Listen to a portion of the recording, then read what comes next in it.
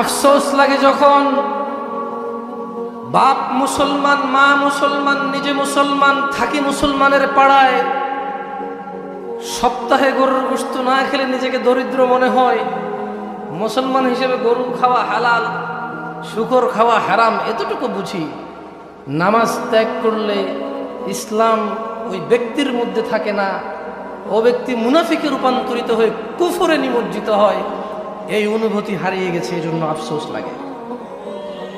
আফসোস লাগে আল্লাহ তাআলা এই দ্বীনে ইসলামের 5টি স্তম্ভের আল্লাহকে সাক্ষ্য দেওয়ার পর দ্বিতীয় স্তম্ভ, দ্বিতীয় পিলার এবং খুঁটি, যার উপরে ইসলাম দাঁড়িয়ে আছে, দ্বীন মুসলিম দাঁড়িয়ে থাকবে, সেটাকেই নামাজ করেছে।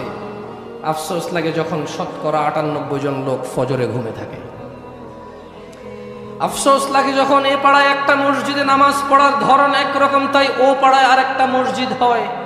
এই নিয়ে চায়ের দোকানে খোঁচাখুচি হয় যে এতগুলো মসজিদ দিয়ে করবে কি। অথচ 10 বছরে যাদের উপরে সলাৎ ফরজ হয়ে যায়, তাদের সবাই যদি মসজিদে আসতো, এরকম আরো 3টা মসজিদ তর্ক ছাড়া আপোষই করা লাগে, অথবা এই মসজিদটা 5 তলায় রূপান্তরিত করতে হতো। আফসোস লাগে মানুষ ওয়াজ শুনে নিজেকে মুসলিম মনে করে, ওয়াজ করে নিজেকে মুসলিম মনে করে, নামাজ পড়ে নিজেকে মুসলিম মনে করতে হবে। বেশিরভাগ মানুষের অনুভূতি নষ্ট হয়ে গেছে। আমি নিজেকে বাদ দিচ্ছি না, এই কাতার থেকে আমি নিজেকে বাদ দিচ্ছি না, আমার পরিবারকে বাদ দিচ্ছি না, আমার পাড়া প্রতিবেশী আত্মীয় স্বজনকে বাদ দিচ্ছি না। আমি বলতে চাই না যে চিটাগং আমার পাড়া, আমার ঘর অনেক নামাজি, কলারুয়া এসেছি সব বেনামাজি, আমি এরকম বলতে চাই না। আমার কথা এভাবে নেবেন না কলারুয়াবাসী।